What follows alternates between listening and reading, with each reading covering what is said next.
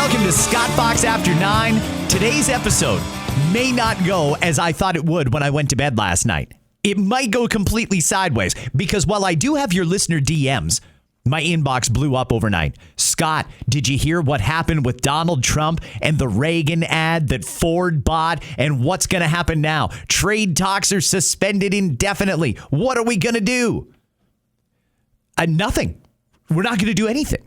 We're not going to do anything because all of this was intentional. All of this was by design. You know, I really don't take a whole lot of joy in having to do the I told you so constantly, but I did tell you we are going to have an election, and it certainly looks now like we're going to. And I also told you that in order to have an election, they have to create a bad guy. I believed when we found out 2 weeks ago or a week ago when Doug Ford announced he was spending $75 million taxpayer dollars to run commercials on American television networks, he's poking the bear. This is about creating a fight, and he got it. Trump took the bait. He did it. This is good news today for Doug Ford, for Mark Carney, and for Donald Trump. All three of them are getting a win here, and the people who are going to lose are the Canadian voters.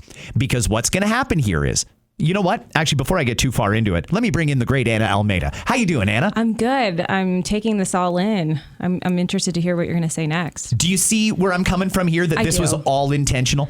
Do you remember? It might not have happened at Doug Ford's house, but Mark Carney and Doug Ford had a private meeting at Doug's house last week. When they do it off-site, when they do it at a private home, there's no readout to say what they talked about. The media is not invited. They can talk about whatever they want, and they're buddies. Let's be clear. Doug Ford and Mark Carney are buddies. They were praising each other like crazy during an announcement yesterday about nuclear reactors. By the way, that's great that we're getting nuclear power, but the one thing that not one reporter asked is, if we do invest billions into creating these small modular nuclear reactors, how much will Ontario taxpayers' hydro rates go down? If we're generating all this electricity through nuclear, presumably, surely to God, that's got to bring the price down for taxpayers. How much is it going to go down? And if you tell me no, or if you tell me you can't tell me, then I'm calling BS on this. That's the only reason we would do this. We don't need more power to keep feeding to the Americans. They can get their own power. We need to know how much our hydro bill is going to go down. That's what I want to know. That's what everybody wants to know. And anybody who's not asking that question, I don't know what they're thinking. The fact that they're not coming out voluntarily and telling us, hey, we're going to spend billions to build these nuclear reactors, but your hydro rate is going to get cut in half as soon as we go to nuclear power. That's what I want to know. That's what most people want to know. They aren't announcing that. But at the announcement about that yesterday, Doug Ford and Mark Carney were all over each other. Lovely friends. It's a nice relationship. They think that they're on the same page. And by and large, I think they are. I don't think Mark Carney is in the slightest bit upset that Donald Trump is mad about the ad that Doug Ford put on American television. By the way, Anna, do you know the ad I'm talking about? I do. Do you have it there? So what I'm going to do is, the accusation, and I'm not here to defend Doug Ford. I am not. But the accusation here is that, and this is from the Ronald Reagan Foundation. When a president dies, a foundation is formed. They open up a presidential library. The foundation runs the library. They've been doing it in America for years. The Ronald Reagan Foundation, who's charged with preserving Ronald Reagan's legacy, feels that that ad took Ronald Reagan out of context. They used the audio they used and the video to make it seem like Ronald Reagan was making a point that they say he wasn't making. Let me play for you. This is 1 minute long. This is the ad that the Ontario government paid $75 million to American television to air. Listen to this. When someone says, let's impose tariffs on foreign imports, it looks like they're doing the patriotic thing by protecting American products and jobs. And sometimes for a short while it works, but only for a short time. But over the long run, such trade barriers hurt every American worker and consumer.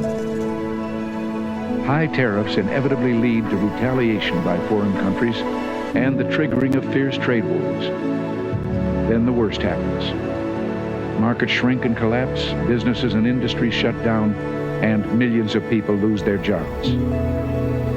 Throughout the world, there's a growing realization that the way to prosperity for all nations is rejecting protectionist legislation and promoting fair and free competition. America's jobs and growth are at stake. That's the ad. Mm-hmm. And yes, Ronald Reagan did say that. He did. It was in a radio address in 1987, back when the president used to weekly record a segment for radio for people who didn't watch television. The accusation here is that Doug, when he made that ad, intentionally cut out the rest of what Reagan said. Now, I can tell you, working in radio, advertisements come in a few different ways. They can either be a 30-second or a 60-second. Those are the two main types of commercial. What Reagan said was like 3 minutes long, so they couldn't get it all in there. The Reagan Foundation says that Doug Ford is basically lying by omission because he didn't include the full context of what Reagan actually said. In case you're wondering, this is the rest of what he said. Well, I've never forgotten those jobs, and on trade issues, by and large, we've done well. In certain select cases, like the Japanese semiconductors, we've taken steps to stop unfair practices against American products. But we've still maintained our basic long-term commitment to free trade and economic growth. So, with my meeting with Prime Minister Nakasone and the Venice Economic Summit coming up, it's terribly important not to restrict a president's options in such trade dealings with foreign governments. Unfortunately, some in the Congress are trying to do exactly that.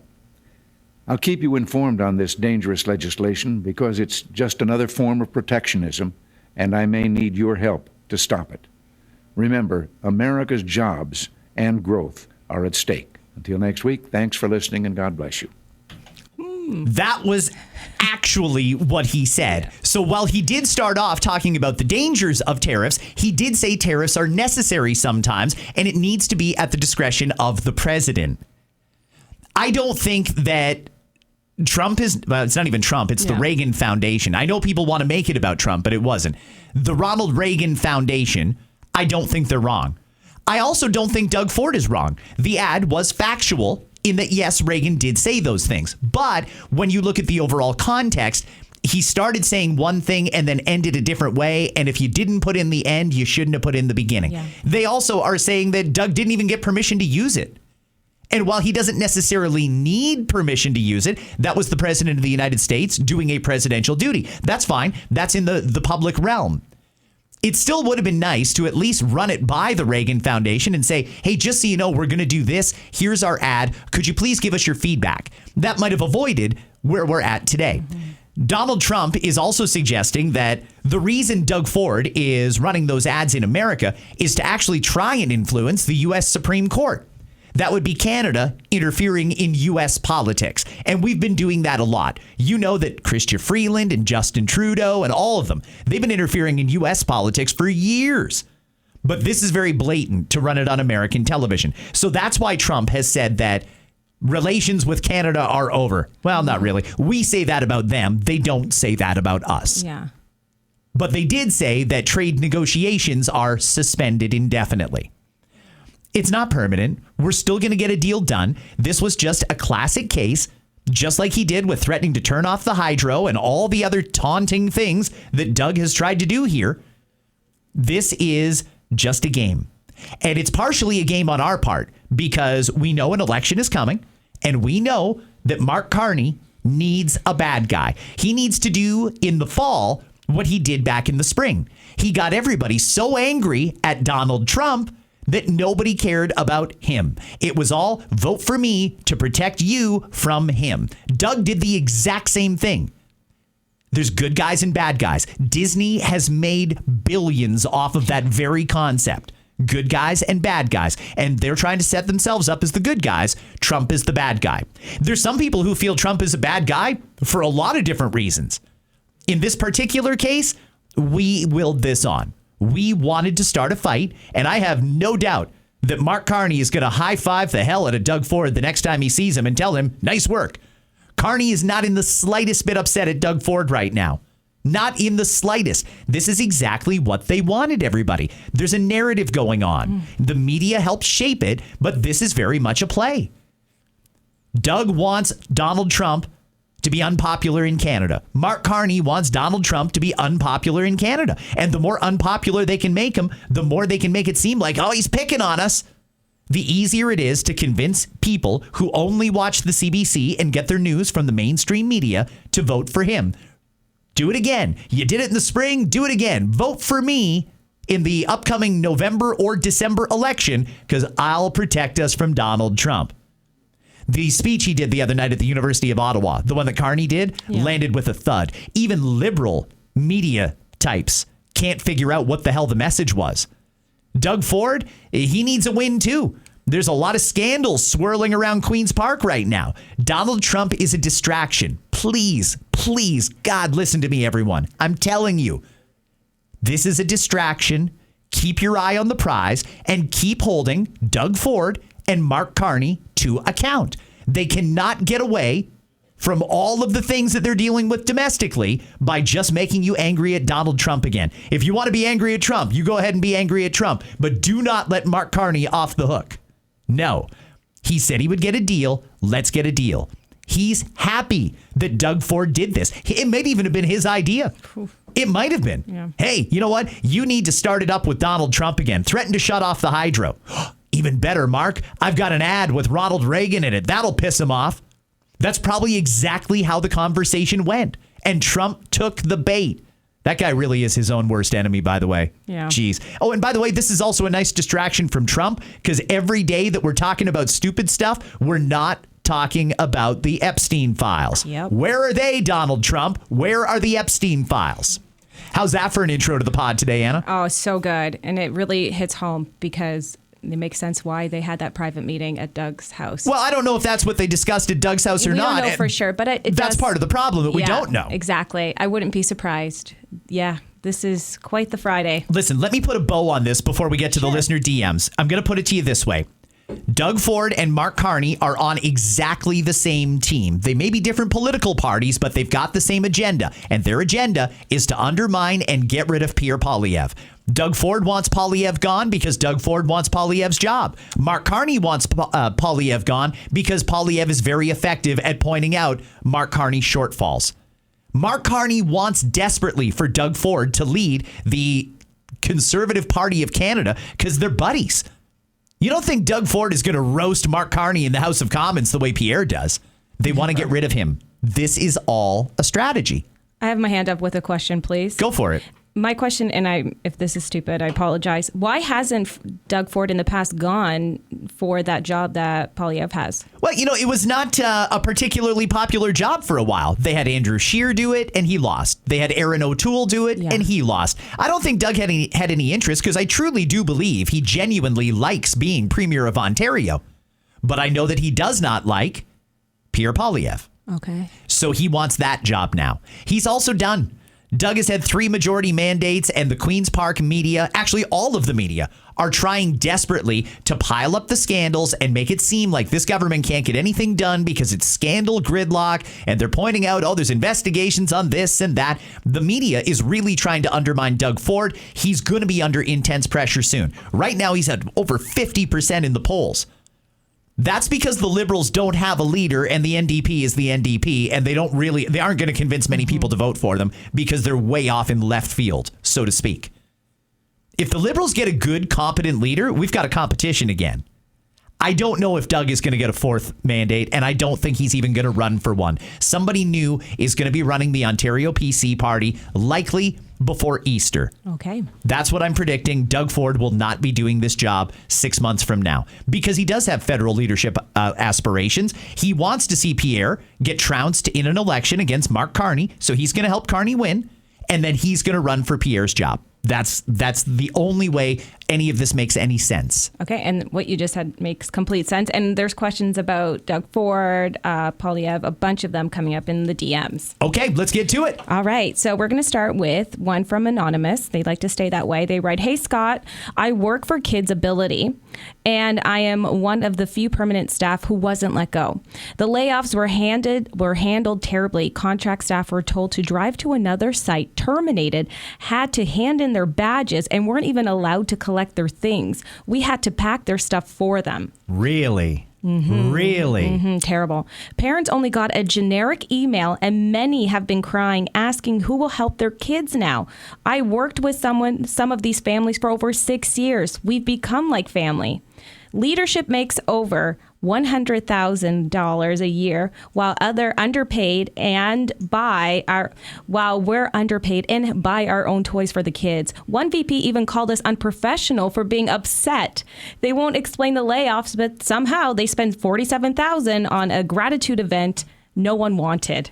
And as an autistic person myself, it's heartbreaking. It feels like our community just doesn't matter. Yeah, okay, listen, for those who haven't heard, there is an organization called Kids Ability, and Kids Ability provides support for kids that have disabilities, whether it be physical disabilities or developmental. They're very, very helpful for families who have children on the autism spectrum. Kids Ability, I've always known them to do very, very good work, and it's probably a testament to the employees that they have or had, because out of nowhere, just last week, they blew out a ton of employees, a ton of them, and nobody can seem to figure out why. So I've been looking into this a little bit. They say they've been facing challenges. Yeah.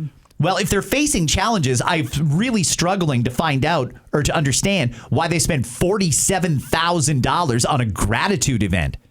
You know, that's right up there with, well, the company's broke. There's no money for raises this year. But then they go out and throw a $50,000 Christmas party. Yeah. Read the room. People want the money instead.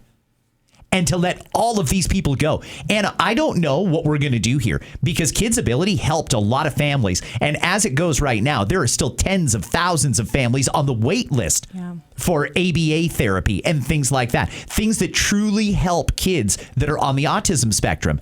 I thought Kids Ability was fine and they were doing great work. Anytime they've ever held a fundraiser, not only do I donate, I volunteer my time to help them because I do believe in what they do.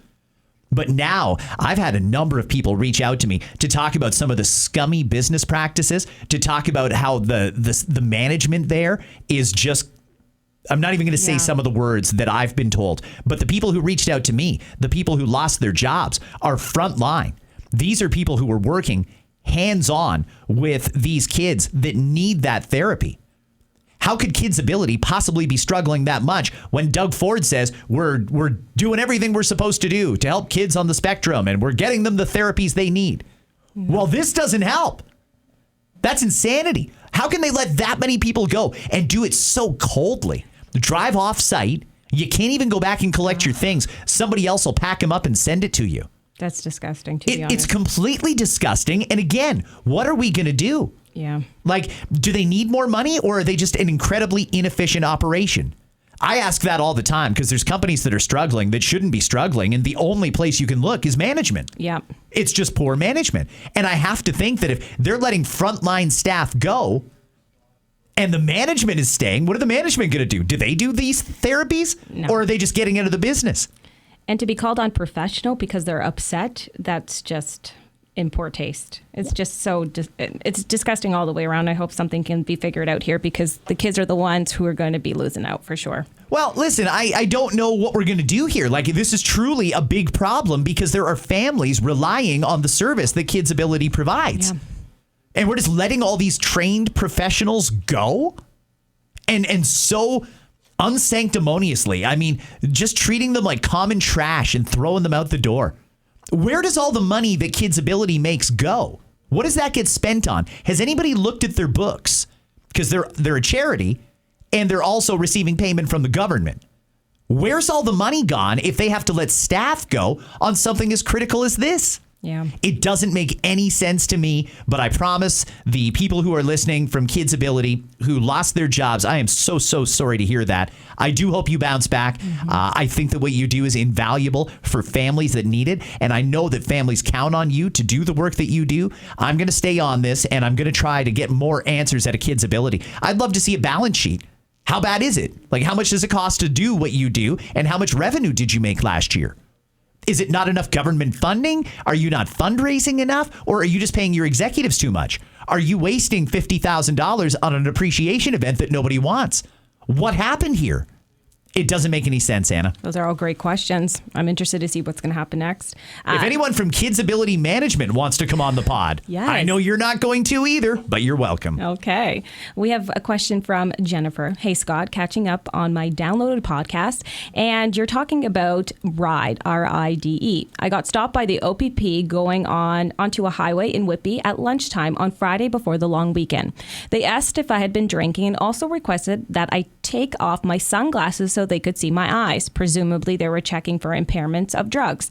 Anyways, it was very random as this was the first time that I'd been stopped in probably 15 years.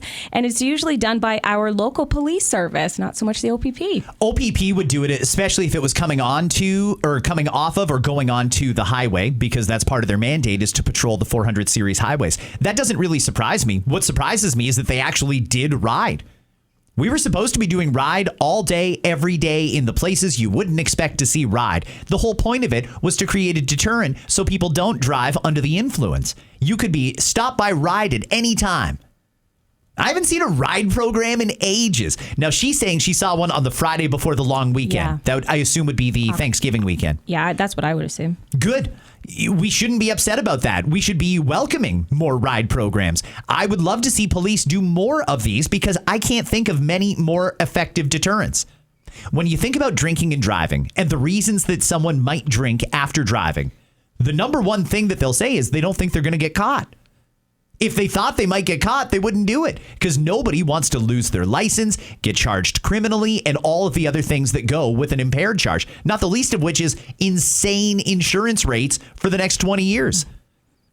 Nobody wants to get caught, and they don't think they're going to get caught, and part of the reason for that is we stopped doing RIDE. There should be RIDE programs in every single police municipality every day of the week, somewhere. And you know what? Maybe they blitz on the highways one day, coming off or getting on. Maybe it's just on a side street that you wouldn't expect to see a cop on. People need to know that if you drink, you will get caught, or there's a good chance you'll get caught. And that's the reason that people are still drinking and driving is because they don't think they're going to get caught. The number two reason is they think that they're okay to drive. RIDE solves both of those problems. Gosh, and I remember them everywhere when I was growing up when I got my license. That was the thing. And I've had this conversation with cops many times. They always tell me, oh, no, we do RIDE all day, every day. It could be anywhere. You never know. Okay, Oktoberfest, Waterloo Regional Police did it. But what other RIDE programs did they do throughout the year? OPP did one on the Thanksgiving long weekend. There should be out every day. Yeah. There should always be a RIDE program every day of the week in every municipality. And you know what? One of the things that shocked me about RIDE, last point I'll make on this, is it might even have been Carrie Schmidt from the OPP that told me this. They set them up in the morning, and people are shocked. Why are you doing RIDE at 7 a.m.? You'd be shocked how many people they catch at 7 o'clock in the morning that are still drunk from the night before. And they went to bed, they showered, they had something to eat, they went on their way to work, but they were still drunk. And they didn't even realize it. Yeah. Well, it's still an impaired charge, in case you're wondering. Gosh, okay, something to think about. Something else to think about. This is from Anonymous. Big Canadian banks are hiring full-time TFWs while locals in small towns are stuck with a part-time job, max hours 18 per week, and have to be fully available during branch hours. They can't even get a second job because the shifts are random. Part-timers are getting midday shifts like 3:30, no lunch, and that makes it difficult to juggle a second job. Love your pod, Scott. You're the best. Thank you. No one should be surprised about this. We have a banker running the country, and he's letting banks hire temporary foreign workers. For what reason could that possibly be? Who in Ottawa got an application from a bank that said there are no Canadians that want to do this job? Get out of here. No way do I believe that. But they like these temporary foreign workers because they can exploit them. They can take advantage of them. And in the long run, they save money. The government subsidizes their wages. There's a whole lot of reasons that companies want to use temporary foreign workers, mainly just because Canadian workers are too expensive. Frankly, that's the penalty you pay for opening a business in Canada. Labor costs a lot of money. You cannot get around that by hiring temporary foreign workers. This is a problem with Carney. You know, how many times have you heard the Liberals say, we fixed the immigration system, we stopped letting everybody in? They're still coming.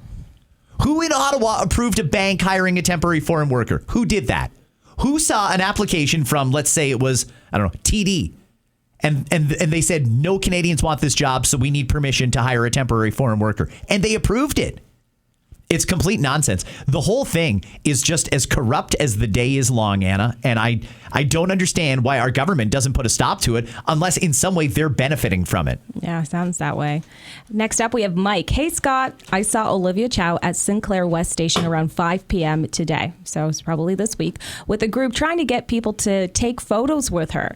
A whole streetcar of people just walked by. No one cared. Even TTC staff had to be told by their supervisor to take a selfie, and they bolted right after. Totally agree with you. Those speed cameras are cash grabs. Toronto needs new leadership, and I'm definitely will be voting next year. I am shocked at how quickly Toronto turned on Olivia Chow. Well, actually, no, I'm not even shocked. They gave her like a year. And now people are starting to realize that that woman should not be running the biggest city in the country and the fifth biggest city in North America. Completely unfit and unqualified. This is a woman who promised to raise your taxes but wouldn't tell you how much, and people still voted for her. Now people are finally waking up to it. It's amazing to me that people will vote for somebody just because they've heard the name, or just because, I guess I know who that is, so I'll just vote for them. It shocks me that with no research whatsoever, they'll do that. And you get people like Olivia Chow running Toronto, and Torontonians are like, wait, I don't like that policy. I don't like that policy. I don't like how high my taxes are. I don't like what's going on over here or over there. And the last place they think to look is, well, how did I vote, though? You voted for her. She's got to go next October. She has to, and she will. There's not a chance Olivia Chow is going to win this election unless she somehow comes up with an anti-tariff ad. All right. Amanda says, hey, Scott, I'm wondering if at some point on the podcast you could go into details more specifically around the SNC-Lavalin scandal. I feel like I've heard bits and pieces, but I don't really understand what exactly the scandal was. Thanks. That's from Amanda. Hey, Amanda. Thanks for listening. SNC-Lavalin. Little history lesson. SNC-Lavalin was originally charged with, I believe it was fraud. I think it was fraud. Let me see if I can double check this here. Yeah, fraud and bribery. Mm-hmm. So this goes back to the early 2000s. SNC-Lavalin, and this was the accusation. Actually, I guess it's fact because they pled guilty. SNC-Lavalin was paying bribes to Libyan officials. And I'm not going to go too far down the rabbit hole, but I'm hearing like they were bringing in Canadian hookers and all sorts of stuff over to Libya. So they got caught. And in Canada, you should go through the criminal process, or there's another possibility called a DPA. That's a deferred prosecution agreement. And basically what that does is you can admit guilt and pay a fine so that you don't face the actual criminal charges. Justin Trudeau, good Montreal guy that he is, has some close connections to SNC-Lavalin, and I'm assuming he didn't want to see his buddies get charged by the RCMP for trying to bribe a foreign government. Well, he wanted Jody Wilson-Raybould to go with a deferred prosecution agreement against SNC-Lavalin, not go through with full criminal charges, a trial, and then eventual jail time if they were convicted. Jody Wilson-Raybould said, no, that's not appropriate in this case. We're doing a criminal trial here. Trudeau didn't like it. He fired Jody Wilson-Raybould, and eventually SNC-Lavalin did get that deferred prosecution agreement. What did they pay? It was like almost $300 million. Yeah, it was ridiculous. From what I remember. And the other charges were dropped. So they said, we did it. They paid, here it is, $280 million fine. And that was it. They were off the hook. Nobody did any jail time. But should there have been jail time? And the other issue surrounding this is, how inappropriate was it that Justin Trudeau interfered? How can the prime minister step in for someone that he likes and knows and they donate to his campaign and all these things? Yeah. And try and get them off of criminal charges. And they were saying, oh, it's the amount of work that people will suffer. They'll lose jobs because of this if they go to trial, blah, blah, blah, blah. Yeah, it was quite the thing. Did you talk about it when you were was that before you got into television? Yeah, it was, yes. But I remember this because it's been the rumblings for so long, right? You can't escape it. It's just there in the background noise. Well, if you're wondering why that all came up, I played some audio yesterday of Pierre Poilievre explaining that comment. It's really shocking to me how much hay people are making out of it. And I'm also hearing it from conservatives, in fairness. That some of them are also quite irritated that Pierre went there because it's a distraction. When Pierre got back in the House of Commons after winning that by-election in Alberta, it should have been very well understood by Pierre and his team. You're going to talk about issues that affect Canadians. Don't get into the weeds. Don't go down the conspiracy theory rabbit holes. Don't take the bait on gotcha questions. You're just going to talk about the economy, immigration, crime and punishment, and trade with America. That's all you've got to talk about. So he goes on this Northern Perspectives podcast, which he could have come on mine. I mean, yeah. Pierre, the invite is still here if you want to have a good conversation. He could have come on mine, but he chose to go on Northern Perspectives, and they asked him a question about corruption, and that's how that clip came about. I don't think he's advocating for Justin Trudeau to be hunted down by the RCMP and arrested. It was a comment on the former commissioner and how she handled the investigation. That's what it was. But people have blown it up a lot. And yeah, in fairness, I know there are conservatives that are unhappy Pierre went there. He didn't need to do it. It was a self-inflicted wound. But let's keep everything in perspective. At the end of the day, number one, above all else, he's right. And number two, nothing's going to happen from this. Nobody's going to arrest Justin Trudeau because Pierre Poilievre said they should have years ago. But he was also on a format being asked a question and filling the time. So he did what he was supposed to do. Yeah, I don't know what he was thinking there. It's silly. I'm trying to defend it because at the end of the day, he was right. He's right. Yeah. And you know what? If you are mad at him for saying it, that's fine. You can feel that way. But you can't argue with the facts. And the fact is, he's right. It was an unforced error. He didn't need to do it. And what he does need to do is start getting ready for an election and start talking about issues again and acting like a prime minister in waiting. That's what he's got to do, is start making himself look like a prime minister who's ready to hit the ground running in mid-December. And this is why you should come on the Scott Fox After 9 and have these discussions. They won't do it. They won't. And you know what? It's wild to me. Why won't they? They pick and choose, and this one just makes the most sense. I just don't get it. Here's why. Because they look at the ones with the biggest numbers. And Northern Perspectives is huge. Absolutely. But we would not have gone down that rabbit hole. We would not have on my podcast anyway. It was silly. But you're a middle class person. You understand what they're looking for. The conversation would be so real, and he would truly benefit. Numbers or not, those numbers would come. Yeah, and you know what? My numbers are getting up there too. Yes, anyway, they're great. Not to brag, but it's been a pretty good month, everybody. Okay, so anyway, we'll move on from Pierre, but that was the crux of the SNC-Lavalin scandal. If, by the way, I'll throw in a little disclaimer, I got any of those facts wrong, you can feel free to challenge me, but please understand that is just me trying to recall a scandal from years ago. That is not coming from a bad place, and it's not intended to mislead anybody. For sure. Next up, we have Jordan. Hey, Scott. About Mark Carney's big announcement. The media hyped it up like it was huge. My grandparents, who are super liberal, even said he's starting to act like Trump. Early on, he talked about executive orders, which doesn't exist in Canada. And now he's holding Trump-style press conferences. Feels like his team's trying to ride the same momentum, which is probably why they made a point to say our relationship with the U.S. has worsened to avoid more comparisons. What are your thoughts? Yeah, I mean, that's a take. Fine. I don't know what Carney's doing. All I know is that Carney benefits greatly when average run-of-the-mill Canadians are furious at Donald Trump. They're going to manufacture every scandal they possibly can. And even though Carney and Trump are buddies, we've all seen it. You know, it's one thing to be cordial with someone. It's another thing to be friends with someone. These guys are texting all the time, and it's not necessarily all about trade.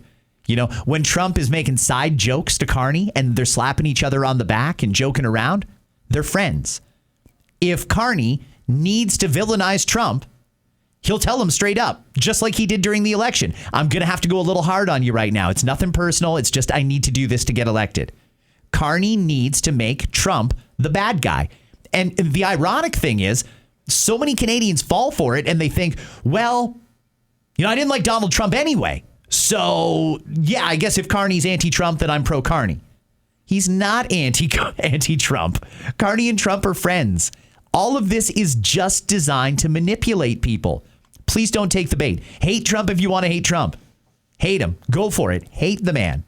But don't let Mark Carney convince you somehow that because you hate Donald Trump, you're a liberal or you need to vote liberal or that a liberal's the only one who can solve this problem. It's far detached from reality. They're going to get a deal done. This is all being done in the back room. There's going to be a deal. And you know what? If the polls start to show that this little stunt here with Doug Ford and Mark Carney and Donald Trump over the Ronald Reagan ad, if that starts to backfire, if people listen to this podcast and realize I'm right and that they're just exploiting people, they'll pivot hard. I wouldn't be surprised to see Trump come to Canada with a deal if it makes Carney look good.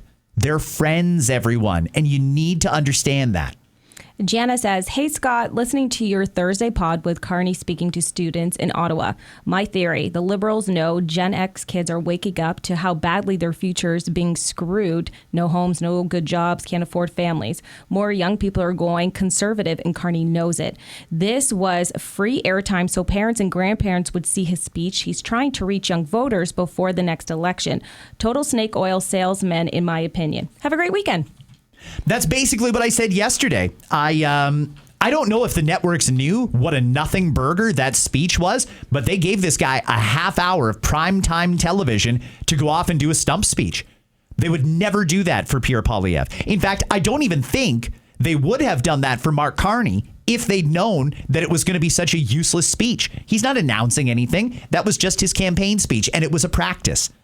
It wasn't unintentional that he went to the University of Ottawa and spoke to university students. I'd like to invite the Prime Minister to come down and speak to students at Brock, Laurier, Western. And let's not vet the kids first. Let's just take the first 100 people that show up to get into the room. There would have been boos. There would have been jeering. There would have been all sorts of stuff because young people in particular have been slammed the hardest by liberal policies. There's no other way to look at it. The last 10 years have put us in the situation that we're in now. There are no jobs. Homes are deeply unaffordable, and these trailer parks that Carney is going to build are not the solution. There's a lot of issues plaguing young people right now. The liberals are not doing anything for young people because they thought we had them anyway. The liberals honestly thought younger voters, we indoctrinate them in the universities, they're liberal for life. That's truly what they thought. Even they're shocked at how many young people want to vote conservative. It shouldn't be a left or right thing. It should be a prosperity thing and an ideas thing. Young people aren't stupid. They see two plans in front of them. One of them is spending into generational debt. Another one is being responsible with money and creating the conditions on the ground for companies to want to hire. Those are the two plans, and young people see it. They're looking at Mark Carney wanting to make Brookfield and his buddies rich by building these trailer park homes. And then they look at Pierre, who's got a completely different housing plan, but one that's attainable, one that actually will create houses that are affordable. Again, young people aren't stupid. They see what's going on here. In fact, they see it very well because they spend so much time on social media, whereas the boomers spend so much time watching the CBC and the mainstream media news. And it's two totally different worlds.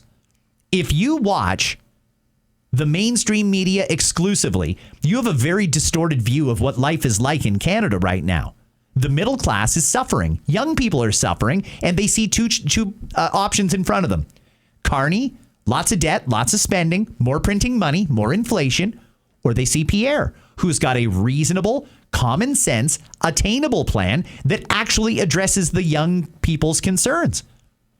Carney wasn't going to go and speak to an open audience of university students. That was all set up. The people who got into that room probably swore on their mother's life that they wouldn't boo or jeer or anything. Young people have nothing to be happy about with the current situation they're in, and they did nothing to cause it. Half of them weren't even old enough to vote the last few times that Trudeau got elected, but it was his policies that put us in the situation we're in.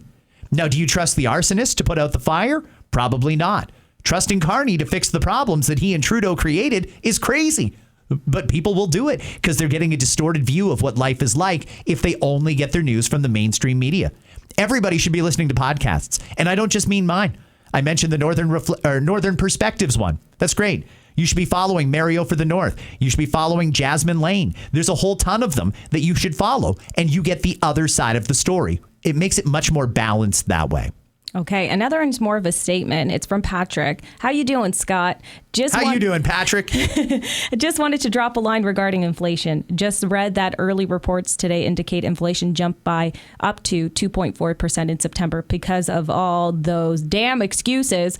I'm still waiting for that SOB to go back to his excuse of the Ukraine war, COVID. What the hell else did he blame a couple years ago? I don't even remember at this point. Oh, and maybe an earthquake in New Zealand, the floods in the U.S. Goodness. And to comment about the question and answer period in the House, it is a joke. I thought this for some time when I watch it on TV. It's a circus. The whole system needs to be blown up. Sorry, just needed to get a big vent out there.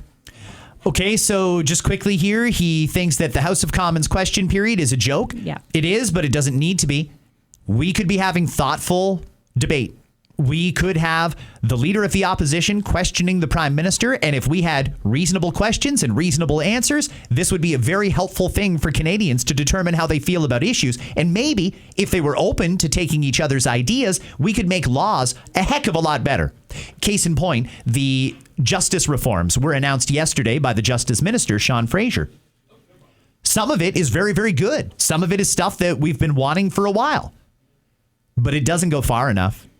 It doesn't go far enough. A lot of people that I think all of us would agree should not get bail are going to get bail under the new system.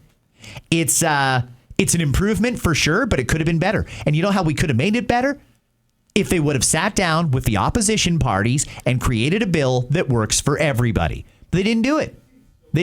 Yeah, they consulted, but not with the opposition. The opposition also consulted with the police associations and yada, yada, yada. They both talked to the same people, but they didn't talk to each other. That's why we get an imperfect set of justice reforms. If the Conservatives vote against those reforms, I won't even blame them. If we're going to change it, we got to change it. Number one is we have to repeal the law that said we have to use the least onerous conditions and we have to make bail attainable. Get rid of that altogether. The reverse onus is good. Someone's got to prove why they should get bail. Of course, that makes perfect sense. It should have been that way in the first place. We could make these justice reforms a lot better and make our streets a lot safer. But they don't talk. Question period's a joke, a total joke. They should almost stop. No, I don't want them to stop televising it. They should make some improvements. The speaker plays a key role in that, and the speaker doesn't want to do it. When it comes to interest rates, people ask me about this all the time. And by the way, Mark Carney, if you're listening, interest rates are destroying this country. They are destroying the middle class. That is job one, to get the interest rates under control. The problem is Mark Carney is the guy who set the interest rates when he was the central banker. He's still very, very, very tightly connected to Tiff Macklem, that son of a bitch. Yeah. Interest rates need to come down. The inflation going back up is probably a reason that they're not going to lower interest rates on Wednesday. I hope they do. They need to. Canadians need relief. But I don't think Tiff is going to do it. Not when inflation's going back up. This is inflation going up on Mark Carney's watch. And the main culprit, gas and grocery prices. Okay, well, Mark Carney himself said it. He said it during the election. Judge me by the price at the grocery store. Please do then. Judge him on that. He said it would go down. It went up. Mm-hmm. Here we are. Well, Cheryl, she writes, I really hope people see Carney for who he is. If another election is in the works, I'm so worried they won't, and we'll be more in trouble than we already are for the future. People are turning quickly. People that I know were right there with me. Give Carney some time. He just got elected. Let's see what he can do. He had 8 months and nothing has changed. Or 7 months. Nothing has changed. Things are actually worse in a lot of ways, and people are starting to see it. I'm here to tell you, if the Liberals think calling an election now is because they're going to get a majority, they've got a lot of convincing to do, and they better really piss Donald Trump off, because unless they do one of those two things, it's not going to end well for them. People are getting angry, regular people. And you know who else is getting angry? Seniors are finally starting to wake up to the fact that Elbows Up was just to scam them. Mm-hmm. Well, Nick writes, "Hey, Scott, I've got a dilemma. I'm a conservative voter and want Pierre to win federally. But at a provincial level, I'm fed up with Doug Ford's childish behavior." Oh, my God. I get this one a lot, too. Yeah, he's like, "I can't vote Liberal, but Ford's antics make it hard to support him. What are conservatives supposed to do when he's the only option on the ballot?" Yeah, I really don't think Doug Ford is going to be premier come Easter. That's just my feeling about it, and I don't think he has any interest in staying on. The whole point of that election last spring, the snap election, well before we were supposed to have one, is Doug had to go in while Donald Trump was the bad guy. Keep in mind, there's good guys and bad guys, and they set Trump up to be the bad guy, and Doug is the good guy. So Doug went in, got them another majority government, and I'm pretty sure the understanding was, Doug, your job here is to go in, win it, and then walk away. And then somebody else will take over as premier for the rest of the term, and they've got a few years to reestablish their reputation as a party. And not the least of which the Liberals are soon going to have a leader, probably somebody far better than Bonnie Crombie. If the Liberals decide to go with Rob Serjanik, the MPP from Ajax, I think that it's going to be a tight race the next time we go to the polls, because I think that that's what the Liberals are missing. And I think generally speaking, people in Ontario want to vote provincial Liberal. I think we've had 3 straight majority Conservative governments. Just the Liberals haven't given them a reason to vote for them or a good leader. This is a good opportunity for the PCs to move forward. But we get caught up in the weeds on so many stupid scandals, and it is remarkable how many people message me that they are fed up with Doug Ford. I've got my differences with the premier, too. I mean, the LCBO is a great example. But I also love the fact that he's standing up for middle-class taxpayers in getting rid of those speed enforcement cameras. For me, it's going to be a judgment call in a few years when we have a provincial election. A lot can change between now and then, but I hear it a lot. People are fed up with Carney, and people are really starting to get skeptical of Doug Ford. I wonder what his personal numbers are like, because the polls are a lagging indicator. I find that public sentiment is usually about a month or 2 ahead of what the polls say. And a lot's happened in the last month or 2. I don't think the polls as they are now are going to look that way in the new year. Well, and we have some more questions and hopeful answers from you about Doug Ford. Aaron, he said, "Hey, Scott, surprised you didn't mention this on today's pod. Doug Ford said about Ticketmaster, I just don't believe in one company controlling everything. Yet the Ontario government has a monopoly on liquor sales. They do. I'm conservative and usually support him, but that's a bit of a double standard, eh?" Yeah, it is a double standard. Doug, who all of a sudden doesn't like the monopoly that Ticketmaster has, is running a monopoly with the LCBO. Now, he's not going to admit it's a monopoly. It's a crown corporation. It belongs to the people. But he runs it like a dictator, pulling booze off the shelves and telling people what they can and can't drink. Soon, he's going to have to throw out a ton of U.S. alcohol that he'll say is, it's past its expiry date. We can't keep it anymore. It's going to be like an Ontario Tea Party. Yeah. If he does that, and I don't think people are going to take that well, because that is just a flagrant abuse of taxpayer money to order in all that U.S. liquor, tell people they can't have it, and then dump it. But that's coming in, nearest I can tell, about a month or 2. Well, and Mark says the same thing. I love the way Ford says that he doesn't like one company having control over ticket prices, but he has a liquor store that he controls what we can drink. Yeah. That's from Mark. Yeah, I mean, hey, listen, there's certain government monopolies that have to be a government monopoly. The Service Ontario is a great example. Service Ontario, they sell you your fishing license, your hunting license, you can renew your license, you can get your health card, and all these sort of things.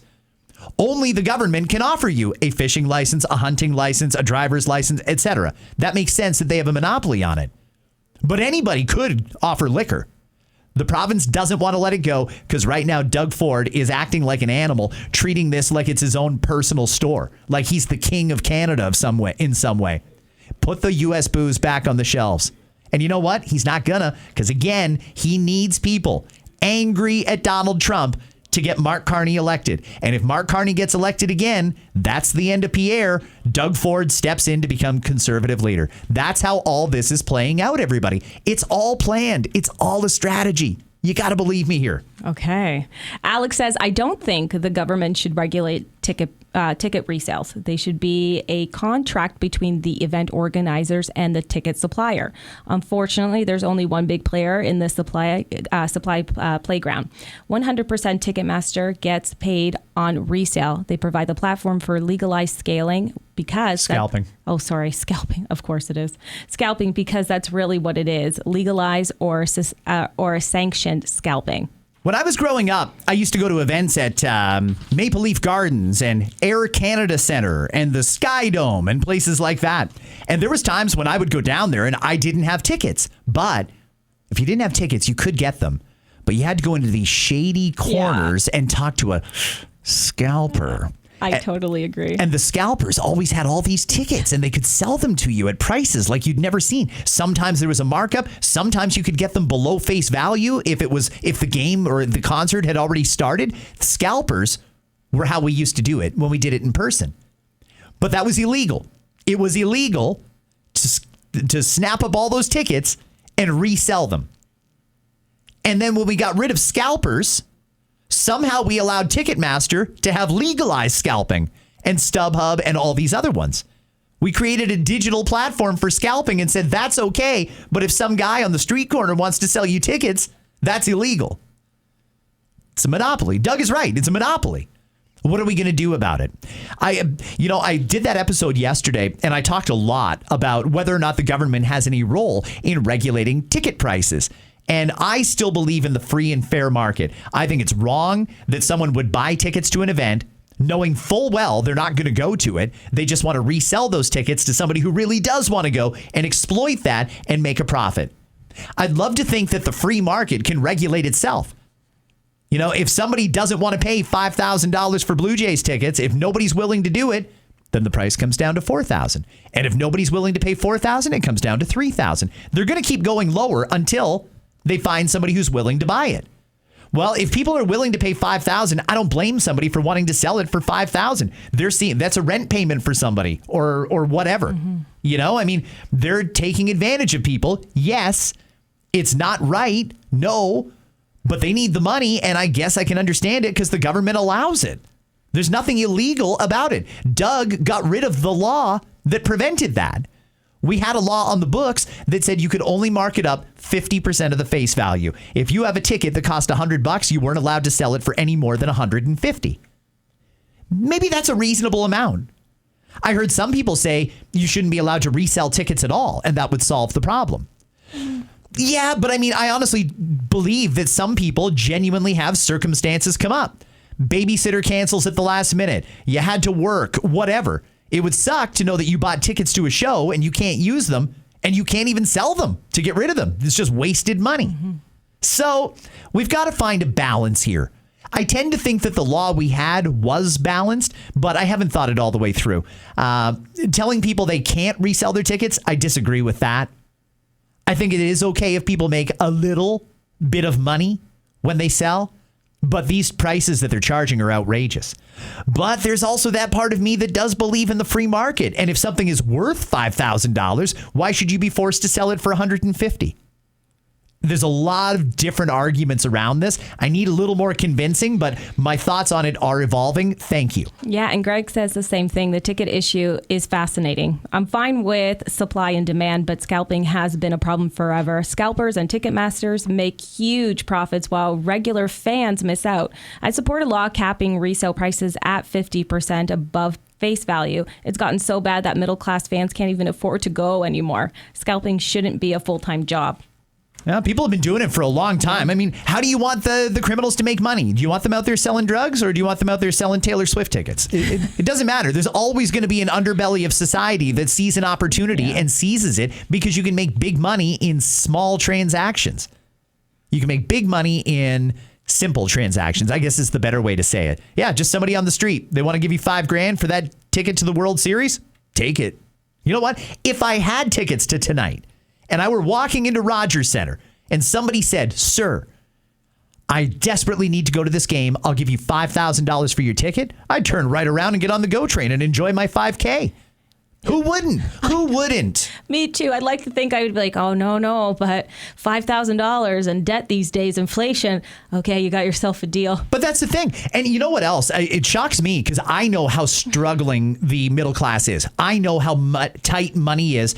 if you've got a mortgage or a rent payment to make, and you've got a car payment, and you've got your insurance, and you've got these insane grocery prices and all the other factors that make families strapped right now. So many people are living check to check. It's unimaginable to me that there's folks out there that are willing to pay $5,000 for a ticket to the World Series, or that were willing to pay $5,000 to see Taylor Swift a couple of years ago. I don't know where those people come from. Somebody pointed this out to me, and I don't know if they're right or wrong, but it makes sense. There are so many people that actually have a ton of disposable income because they're living with their parents again. They've been moved back. They're living with their parents. They don't have a mortgage payment. They don't have a rent payment. In some cases, they don't even pay groceries. Their check is their check. And unless they're saving to get out of their parents' basement, why not spend $5,000 on the World Series? I don't have any other bills. There's a lot of people in that situation too, and that's part of the problem here. We don't all have the same playing field. We are not all equal. Some people have got a situation where they've already lost their house, so they've got lots of money. And that's, I think, part of who's willing to pay those kind of prices. You just spend your money on entertainment because you don't have a rent payment. Food for thought. Jen writes, "Hey, Scott, just catching up on the podcast. Game 7, I was there and it was absolutely amazing. Yeah, I'll bet. The stress of the first innings was tough, but when Springer hit that home run, you could feel the floor shaking and the cheering was out of control. Then getting those last 6 outs was more stress. So many emotions, but it was worth it for the outcome. I've been a Jays fan since I was a little kid. I was 16, 17 when they won the World Series. It seems so much more exciting now. Let's go, Jays." Let's go, Jays. I love how positive this is. We are in a negative news cycle, and people are struggling, and all factors point to depression. This was something that can unite us all. It doesn't matter if you're a conservative or a liberal or whoever. We can all get behind the Blue Jays. We've got something that's giving hope, something to look forward to, something to be excited about. That is a good thing. Even if the Jays don't win the World Series, even if they don't, the fact that they made it here changed a lot of people's mindset around, and it gave people some hope and something to be happy about. That's critical. It's good for mental health. Go Jays, go. Yeah, I've never talked baseball so much in my life, even with my girlfriends. It's so exciting. And Michelle, this is a question I'm interested to as well, Scott. She asks, why is it called the World Series when it only involves Canada and the U.S.? And it barely involves Canada. It's mainly the U.S. Yeah. Hey, they want to make Major League Baseball seem like the biggest game in the world. So that's why they do the World Series. I mean, you could read into it, and, well, they do have players from the Caribbean and from Europe and from Japan and from Canada. Mm-hmm. That's not it. The World Series. U.S. sports are so good at making themselves the center of attention. There could be football leagues around the world.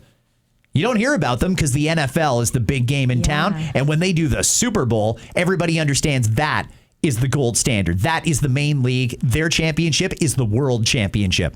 Baseball does the same thing. They call it the World Series because it is the biggest event in the world. It's a marketing thing, but I don't blame them for that. Okay. See, I like that. All right. Jackie writes, "Hey, Scott, I hope you and Anna are doing well. I would encourage you both to watch The Perfect Neighbor on Netflix. It's basically about the stand your ground law in Florida. Very good, as it is body cams of police recording it. Give it a go."